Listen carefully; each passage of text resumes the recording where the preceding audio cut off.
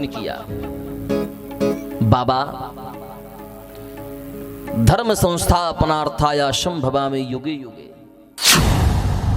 हर युग में भगवान धर्म की स्थापना के लिए अवतरित होकर के आते हैं।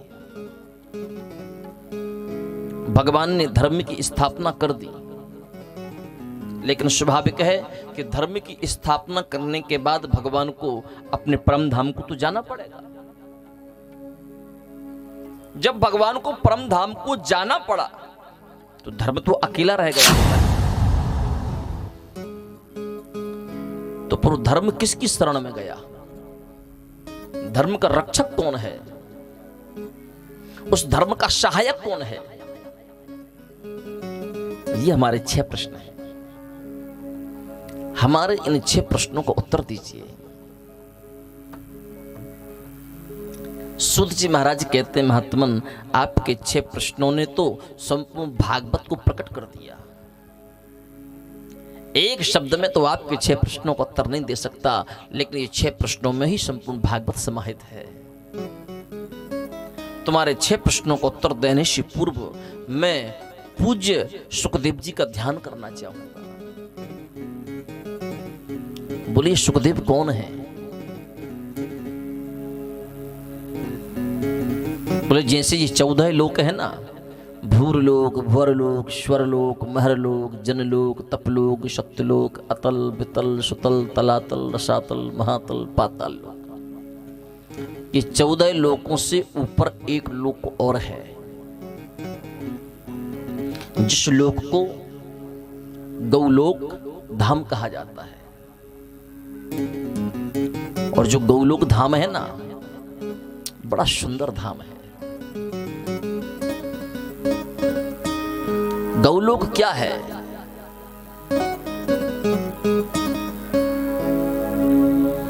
जहां पर संपूर्ण गायों का समूह विद्यमान हो, वो गौलोक है। जहां पर दूध की नदियां बहती हों, वो गौलोक है। जहां पर दही के सुंदर सुंदर सरोवर भरे पड़े हों, वो गौलोक है। जहां पर मक्खन के बड़े बड़े पर्वत हों, वो गौलोक है। जहां पर छाछ का कीचड़ हो, वो गौलोक है। जहां पर पंचगव्य की सुंदर सुगंध हो, वो गौलोक है। और उस गौलोक में कुछ और नहीं, केवल एक ही शब्द सुनाई देता है, मां। इस शब्द के अलावा कोई दूसरा शब्द नहीं। जब गाय रंभाती है ना, उसकी आवाज को सुनना। संपूर्ण ब्रह्मांड में 84 लाख योनियों में केवल एक गौ योनि ऐसी है जिसने मां शब्द को जन्म दिया। मां शब्द को किसी ने बनाया नहीं। जब गाय रंभाती है तो गाय के मुख से केवल एक ही शब्द निकलता है, मां। क्या महेश इस शब्द को निकाल पाएगी? क्या बकरी इस शब्द को निकाल पाएगी? क्या कोई अन्य पशु पक्षी इस शब्द को निकाल पाएंगे? मानो वो गाय कहना चाहती है कि मैं ही संपूर्ण विश्व की मां हूं। गावो विश्वस्य मातरः। गाय संपूर्ण विश्व की मां है। जो हमारी जन्म देने वाली मां है ना, उससे भी बढ़कर के हमारी गाय मां है।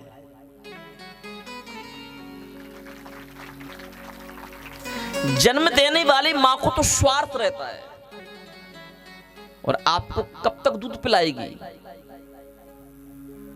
6 महीने, ज्यादा से ज्यादा साल भर। 1 वर्ष के बाद तो जन्म देने वाली मां आपको खिलाना सिखा देती है कि अब दूध पीना बंद कर, कुछ अन्न ग्रहण करना सीख। लेकिन मेरी गाय माता ने तो संपूर्ण संसार सागर में दूध की नदियां बहा दी कि बेटा कुछ खाना तो खाना, नहीं खाना तो मत खाना, लेकिन जो मेरा दूध है ना ये किसी अमृत से कम नहीं है, भरपूर पीना। मैं अपने बच्चे का दूध बचा करके भी तुझे पिलाने की सामर्थ्य रखती हूं। ये गाय का वचन। क्या संसार की कोई मां ऐसा कर सकती है कि अपने बच्चे को दूध ना पिलाए और पड़ोसी के बच्चे को पिला दे? कर सकती है संसार की मां ये?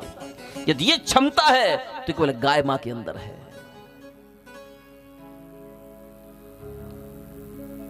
जननी जन कर दूध पिलाती, केवल साल छमाई भर। गौ माता पै सुधा पिलाकर, रक्षा करती जीवन भर। दूध देती है भरण पोषण के लिए, गोबर प्रदान करती है, शेंद प्रदान करती है घर का शुद्धिकरण करने के लिए, गौमूत्र प्रदान करती है एक औषधि के लिए।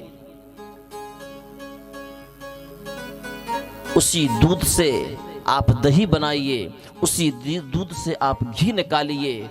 वो दही भी यज्ञ के काम में आएगा, वो घी भी यज्ञ के काम में आएगा, दूध भी यज्ञ के काम में आएगा। दूध दही घृत ये आपका भरण पोषण के योग्य भी है।